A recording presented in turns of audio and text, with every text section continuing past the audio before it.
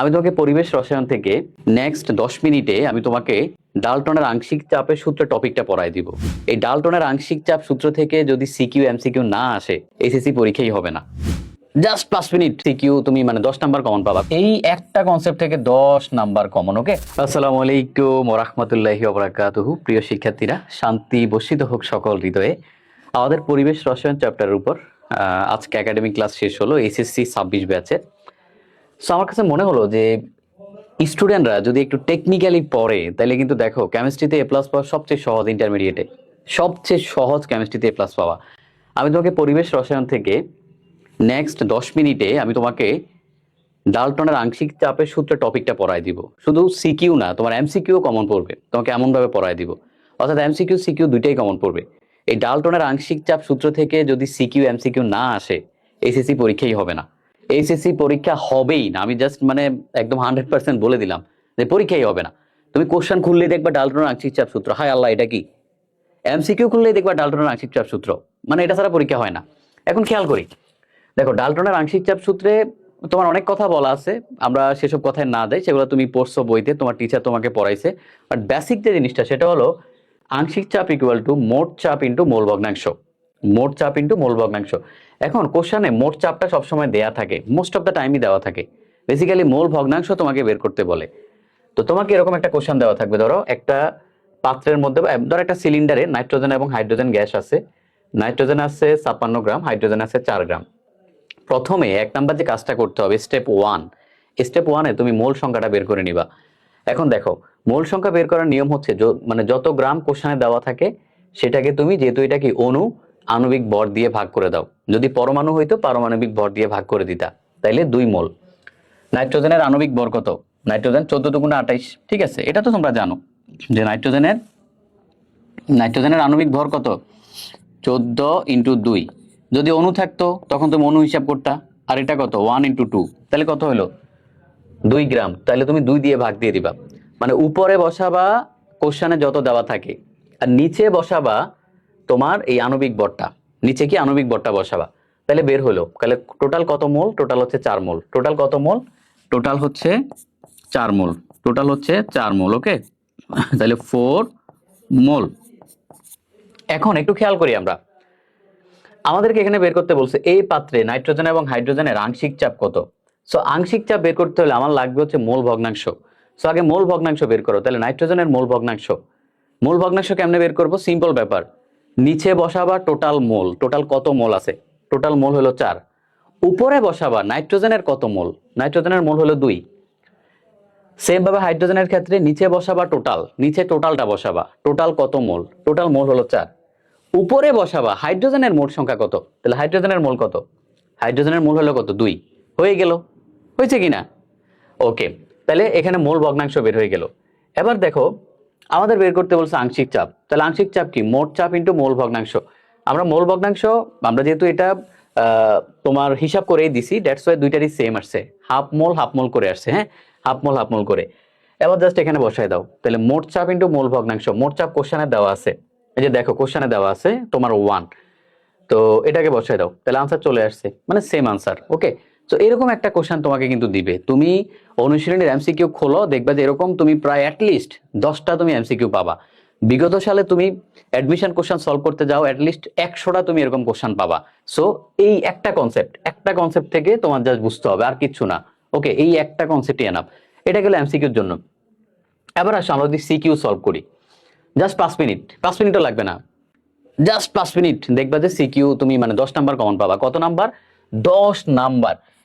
এই একটা কনসেপ্ট থেকে 10 নাম্বার কমন। ওকে, এখন খেয়াল করো, এটা কিন্তু একটা বোর্ড কোশ্চেন। এটা একটা বোর্ড কোশ্চেন, আমার বানানো কোশ্চেন না। এখানে ধরো তোমার এরকম দুইটা গ্যাস দেওয়া আছে, ধরো দুইটা সিলিন্ডার দেওয়া আছে, এ গ্যাস বি গ্যাস। এখানে তোমার চাপ হচ্ছে কত? 300, আয়তন হচ্ছে 800, টেম্পারেচার হচ্ছে 27। দুইটা টেম্পারেচার সমান। ইউজুয়ালি টেম্পারেচার সমানই থাকে এই ধরনের কোশ্চেনে, কারণ টেম্পারেচার নিয়ে আমাদের ওরকম মাথা ব্যথা নাই। বি গ্যাসের ক্ষেত্রে তোমার চাপ হচ্ছে 250, আয়তন হচ্ছে 500, টেম্পারেচার হচ্ছে 27। ওকে, প্রথম অবস্থায় এখানে একটা কর্ক আছে, একটা চিপি আছে, চিপি দিয়ে এদের মধ্যে কানেকশনটা বন্ধ করে দেওয়া হয়েছে। আমরা একটু পরে খুলে দিব। প্রথমে কানেকশনটা বন্ধ করে দেওয়া হয়েছে। ওকে, আচ্ছা, তো গরুর গতে বলছে উদ্দীপকের এ গ্যাসের অণুর সংখ্যা হিসাব করো। তোমাকে এরকম বলবে গরুর গতে উদ্দীপকের এ গ্যাসের অণুর সংখ্যা হিসাব করো, অথবা বি গ্যাসের অণুর সংখ্যা হিসাব করো, অথবা তোমাকে বলবে উদ্দীপকের এই গ্যাসটা কি, এটা কি, কোন গ্যাস। তখন তুমি কি করবা? তখন আণবিক ভর বের করবা। আণবিক ভর বের করে দেখবা যে কার সাথে মিলে। ধরো যে যদি সাপোজ এটা নাইট্রোজেন যদি হয়, তাহলে 14 × 28, 14 × 28, তাহলে 28 গ্রাম। তাহলে তখন এম এর মান বের হবে 28 গ্রাম। এম এর মান কত বের হবে? 28 গ্রাম বের হবে। তখন তুমি বলবা ওকে, এই পাত্রে আমাদের কি নাইট্রোজেন গ্যাস আছে। তো তোমাকে এই দুইটা কোশ্চেনই বলবে, হয় তোমাকে বলবো অণুর সংখ্যা বের করো, অথবা বলবে আণবিক ভরটা বের করো। Same procedure same. এখন দেখো এই পাত্রে আমাদের সূত্র হলো ফিবি ইকুয়াল টু এনআরটি। আমাকে অণুর সংখ্যা বের করতে বলছে, that means N equal to PV by RT. P দেওয়া আছে 300 মিলিমিটার মার্কারি, বাট আমাদের লাগবে হচ্ছে অ্যাটমসফিয়ারে, এটিএম এ। আমরা 760 দিয়ে ভাগ দিলাম। বি দেওয়া আছে 800 ml এই পাত্রে, এটাকে 1000 দিয়ে ভাগ দাও, লিটারে নিয়ে যাও। টেম্পারেচার হচ্ছে 27, এটাকে তুমি ক্যালভিনে নিয়ে যাও। ওকে, এবার এখানে আসো। আমরা জানি 1 মোলে অণু থাকে কয়টা? নাম্বার অফ অ্যাভোগাড্রো 6.02 10^23টা। ওকে, আর আর এর মান কত? 0.082 litre atmosphere per mole per kelvin. এখন এখানে বসায় দাও n equal to PV by RT. তাহলে ফি এর মানও তুমি অলরেডি এখান থেকে পেয়ে গেছো, বি এর মানও তুমি পাইছো, সবকিছু জাস্ট বসায় দাও, তোমার দেখো আনসার চলে আসছে। তাহলে আনসার চলে আসছে। তো এখানে বললো কি যে তোমার এই গ্যাসের অণুর সংখ্যা হিসাব করো। হ্যাঁ, এই গ্যাসের অণুর সংখ্যা হিসাব করো। তাহলে আমাদের এন এর মান কত বেরিয়েছে? এত মোল, এত মোল। এখন আমাদের মোল এত বলে নাই, বলছে অণুর সংখ্যা, মানে কয়টা, কয়টা। দ্যাটস ওয়াই তুমি নাম্বার অফ অ্যাভোগাড্রো দিয়ে এটাকে গুণ করে দাও।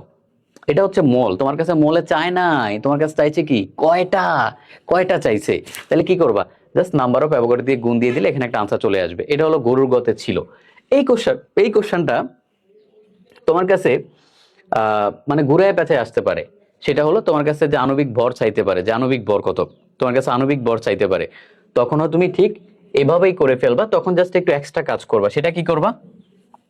যদি আণবিক ভর চায়, যদি আণবিক ভর চায়, তখন যেটা করবা সেটা হলো যে খুব বেশি কঠিন কিছু না, যে Phoebe equal to N R T.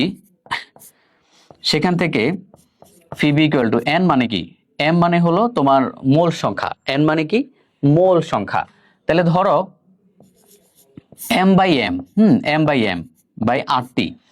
সেখান থেকে তুমি এই যে বড় এমটা বের করবা, তাইলেই হইলো। ঠিক আছে, বড় এমটা বের করবা। ওকে, অর্থাৎ তোমাকে আণবিক ভর বের করতে বললেও তুমি সেম ভাবে করতে পারবা। ওকে, আচ্ছা, তাহলে গেল, এটা গেল গরুর গ। গোড়ার গতে একই কোশ্চেন দেখো, সেম কোশ্চেনই।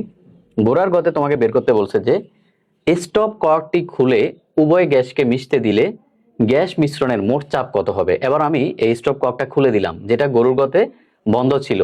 গোড়ার গতে এটাকে খুলে দেওয়া হয়েছে। তাহলে খুলে দিলে কি হবে? খুলে দিলে গ্যাস দুইটা কাছাকাছি আসবে, এদের কি হবে? মিলন হবে। এরা কাছাকাছি আসবে, মিশে যাবে, তাই না? মিশে যাবে, এদের মিলন হবে।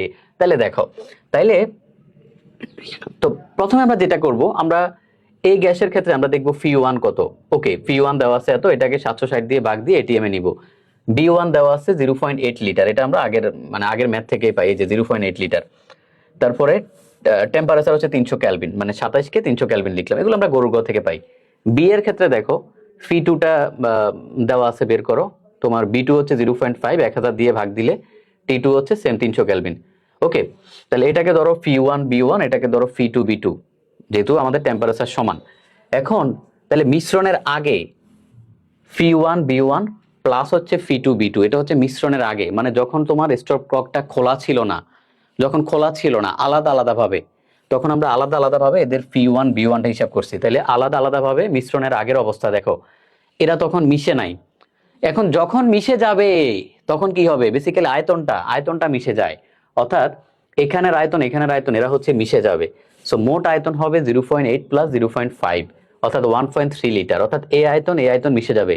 বাট চাপটা কখনো এভাবে মিশে না। চাপটা তুমি চাইলে যে ভাই আমি প্রেসারটাকে কিরকম যোগ করতে পারবো, না, প্রেসারটাকে এভাবে আমরা যোগ করতে পারি না। ঠিক আছে, প্রেসারটাকে এভাবে আমরা যোগ করব না। সো তোমাকে মিশ্রণের মোট চাপ বের করতে হবে। তাহলে দেখো, মিশার আগে এরা আলাদা আলাদা ভাবে এমন ছিল, ফি ওয়ান বি ওয়ান ফি টু বি টু, তাই যোগ করে দিছি। এরা যখন মিশে গেছে, তোমাকে বলছে যে স্টপ কর্কটা খুলে দিছো, তাহলে এরা মিশে গেছে। মিশে গেলে তখন হবে শুধু পিবি। পি হচ্ছে মিশ্রণের মোট চাপ, বি হচ্ছে মিশ্রণের মোট আয়তন। এটা হচ্ছে মিশার পরে, এটা হচ্ছে মিশার পরে, এটা হচ্ছে মিশার আগে। এখান থেকে ফিটা বের করো আর বিটা বসাবা, টোটাল আয়তন 1.3। দ্যাটস ইট, হয়ে গেল আমাদের। ওকে, তাইলে হয়ে গেল আমাদের। এই যে দেখো, তাহলে এই যে, তাহলে দেখো আমরা খুবই সিম্পলি কিন্তু আমরা একদম 10 নাম্বার কমন পেয়ে গেলাম। তুমি এখান থেকে 10 নাম্বার কমন পাবা, জাস্ট আমি যতটুকু বলছি এর বাইরে কিচ্ছু আসবে না। আমরা এত সুন্দর কনসেপ্টগুলো কিন্তু আমাদের যে একাডেমিক এসএসসি 26 ব্যাচের যে ব্যাচটা, সেখানে কিন্তু আমরা আজকে পড়িয়েছি। সো তুমিও চাইলে আমাদের সাথে অ্যাড হয়ে যেতে পারো, আমাদের বাকি যে জার্নি আছে সেখানে তুমি অ্যাড হয়ে যেতে পারো ইনশাআল্লাহ। আমরা এভাবেই প্রতিটা চ্যাপ্টার ইন ডিটেলস সুন্দর করে তোমাদেরকে পড়াবো। Thank you so much.